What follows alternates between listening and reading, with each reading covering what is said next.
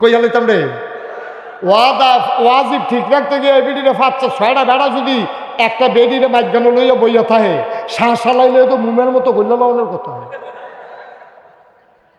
ঠিক নি রে বাংলাদেশ কথা তো আরেকটা মনে পড়ছে সেটাও কইলে তা সারা জীবন নফল নামাজ দিয়ে যদি একখানো করো, সারা জীবনের নফল রোজা দিয়ে যদি একখানো করো, একটা ফরজ সেজদার সমান হবে না, ঠিক কিনা কম?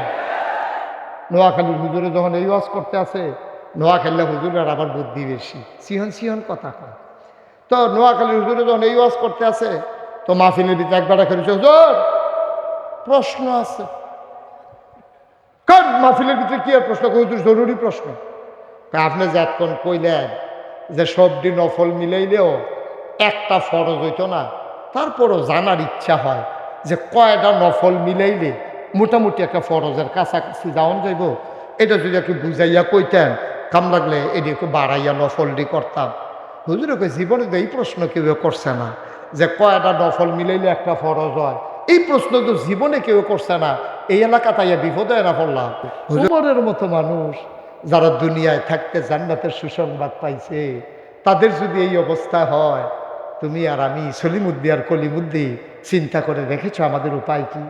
চিন্তা করে দেখেছো আমাদের কোনো ভয় আছে, কোনো চিন্তা আছে? নির্বাচনের খবর নাই, কবে নির্বাচন হইব না হইব এটার কোনো খবর নাই। হেতে গাছ উঠতে আতলারে শুভেচ্ছা, গাছ উঠটা ফেস্টুন লাগাইছে, ফেস্টুন ছবি লাগাইয়া গাছের মধ্যে লটকাইয়া হেতে শুভেচ্ছা জানায়। বেড়া যারা ক্ষমতার মজা বুঝছে তারা ক্ষমতায় যাইতে চায় না। আর তুমি মনে করেছো ক্ষমতা হচ্ছে কামাই রোজগারের রাস্তা। মনে রাখবা, প্রতিটি কাজের জন্য কিয়ামতের ময়দানে তোমাকে জবাব দিতেই হবে, ঠিক কিনা বলো? এত মজা ক্ষমতা, এত মজা ক্ষমতা। মেম্বার হইতে চাও, চেয়ারম্যান হইতে চাও, মন্ত্রী এমপি হইতে চাও, নির্বাচনের খবর নাই। এখনই তোমরা একেবারে দাড়ি মুছে তেল তুল দিয়া রেডি হইতে আছে। কি যে একটা হেসরান খাইবা, টের পাইবা কিয়ামতের ময়দানে না, ঠিক কিনা কও? 33 বছর আমি ওয়াজ করি, মুশতাক ফয়েজি 33 বছর মাহফিল করে, মাহফিলে কদম দিলে মাহফিলের ওজন বুঝি। আজকে মন্ডায় সাক্ষী দিয়েছে তোমাদের মাহফিল আমার আল্লাহ কবুল করে নিয়েছে। একটা লোক উঠে যাইও না, প্রতিদিন মুশতাক ফয়েজি আসে না। তুমি তো মাহফিল কারে কয় বুঝো নাই। তুমি মনে করছো মাহফিল মানি পোস্টার, মাহফিল মানি প্যান্ডেল, মাহফিল মানি ভাই, মাহফিল মানি লাইট, মাহফিল মানি বক্তা, মাহফিল মানি শ্রোতা। না রে না, মাহফিল কারে কয় চিনছে ওরওয়াইলের কবরে যারা আছে। আমি কিতাবে পেয়েছি, কোথাও যখন দোয়ার বাজার হয়, কবরের বাসিন্দারা আর কবরে থাকে না, দৌড়াইয়া মাহফিলের চতুর্দিক দিয়ে এসে দাঁড়াই যায়, ফেরেশতারা দাঁড়াই থাকে। তুমিও দেখো না, আমিও দেখি না। ফেরেশতাদের সাথে তোমার আব্বার দেখা হয়, তোমার আম্মার দেখা হয়। ফেরেশতায় ডাক দিয়া জিগায়, কি গো তোমার গ্রাম মাহফিল, তুমি কবর চাইরা কেন মাহফিলের কাছে আইছো?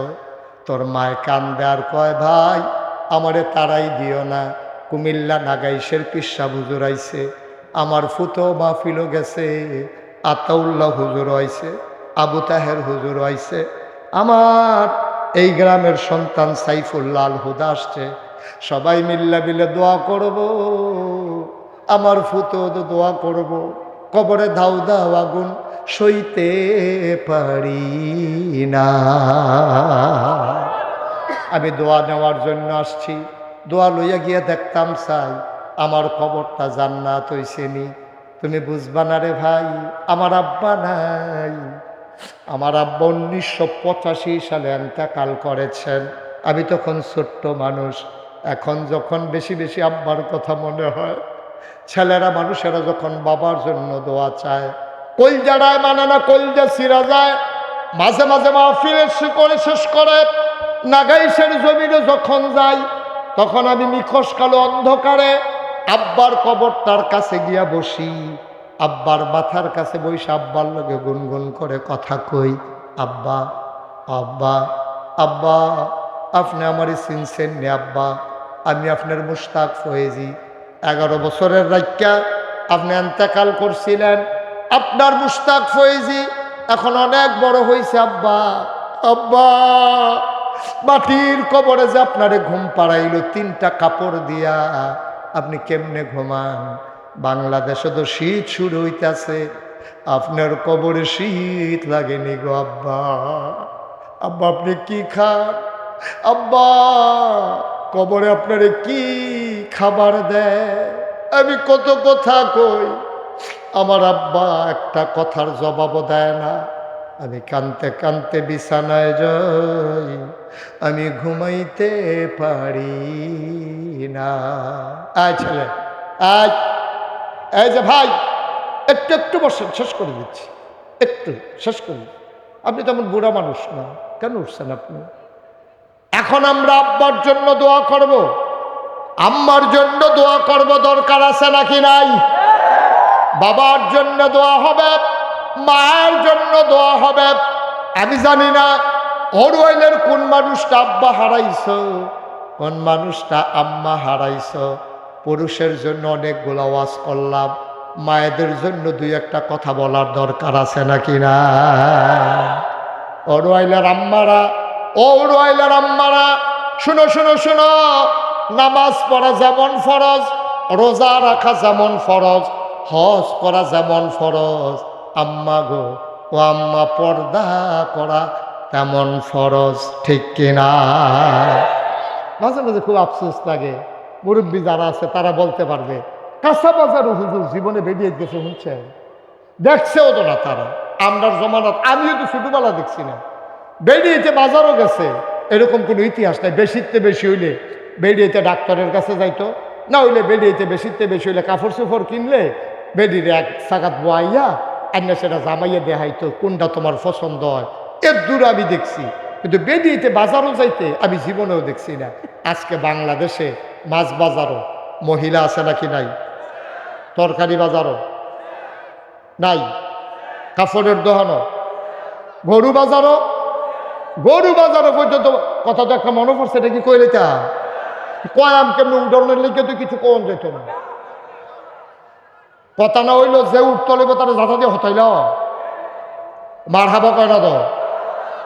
গরু বাজার হুজুর মহিলা ঘটনাটা আমরা এলাকাত ঘরছে কয়ে লিতাম রে, কইয়ে এলাই আর আইনার না বলবার লাগা স্যারা লাগাই দিয়েছে গায়ে ভালো থাকে, মার হাবা কয় না রে। একটা বিদেশ খায় আমরা এলাকা, তো তার বউ থাকে 150, তো তে তার স্বাস্থ্য ভাইয়ের ফোন করে কয় ভাই তোরা কি গরু কিনা লাইছ? কয় নাম আহা, উনি উঠবই, ওনার যে বয়লাম রিয়েকশন করছে, সাইডা আইয়ান, সাইডা তাড়াতাড়ি আইয়ান, আইব নমনে কয় আইব, মার হাবা কন। তো তাই যে বিদেশ থাকে তো তাই ফোন করে সাইডা তার স্বাস্থ্য ব্যয় জিজ্ঞেস কি তাহলে তোরা গরু কিনছ? কারণ আমরা 6 জনে মিলছি, আমরা গরু কি নাম নিয়ত করছি সামনের বৃহস্পতিবারে বাজার, আমরা গিয়া গরু কিনাম। কত তো আমার কথা তোরা কোনো চিন্তা করলি না, তুই যদি আর জানাইলি না, আমরাও আর জিগাইলাম না, তো তোরা কি আমরা লোকে কুরবানি দিবি? কয় যে আমি আর যাইম কো একলা মানুষ, আমি তোর বাবিরে ফোন করে কইয়া দিতে আসি, তোরা মাগরিবের পরে গিয়া টেহা আনিস। মাগরিবের পরে 6 বেড়াই মিল্লা বেডির বাইক গিয়া আসে, কয় গো টেহা দাও গো। কয় কি আর টেহা? কয় তোমরা আপনার লগে কুরবানি দিবা, তোমার জামাইয়ে কিছু কইছে না ফোন কইরা? কহ কইছে তো, আপনারা লগে মিলে আমরা কুরবানি দেন। তো টেহা দাম কিনতাম, কোমা তো টেহা না দিলে কুরবানি গরু কিনতাম না। কত টেহা দাম কিনতাম আমি, কত টেহা না দিলে গরু কিনতাম কেমনি? কয় বাজারও যেতাম না। তোমরা চাইয়া গরু কিনবা, আমার চাওয়ানো দরকার আছে না, আমার জামাই নেই দেখা আমরা কি গরু চাইতাম না? আমিও বাজারও যাই, আমার টেহা দেন কিনতাম, বেনিটি বেগো টেহা থাকবো, বাগে যা পরে বাজারও হিসাব করে দিয়া দেন। অনেক কথার পরে যখন না করতে পারে না, অন 6 বেড়ায় চারুগুল দিয়া বেড দিয়া বইছে, এবিডি ওটুর বাজ্ঞানও বইছে, গরু কুরবানির আগে এবিডি কুরবানি হইয়া যে গেতে আছে। ঠিক কিনা কও, ঠিক কিনা কও? কুরবানি আর হয়েছে বেটা, কুরবানি দেওয়া ওয়াজিব, পর্দা করা নফল।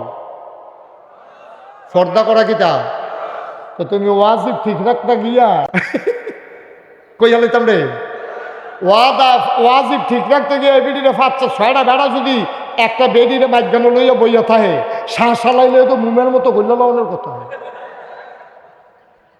ঠিক নি রে বাংলাদেশ কথা তো আরেকটা মনে পড়ছে সেটাও কইলে তা সারা জীবন নফল নামাজ দি যদি একখানো করো, সারা জীবনের নফল রোজা দি যদি একখানো করো, একটা ফরজ সেজদার সমান হবে না, ঠিক কিনা কম?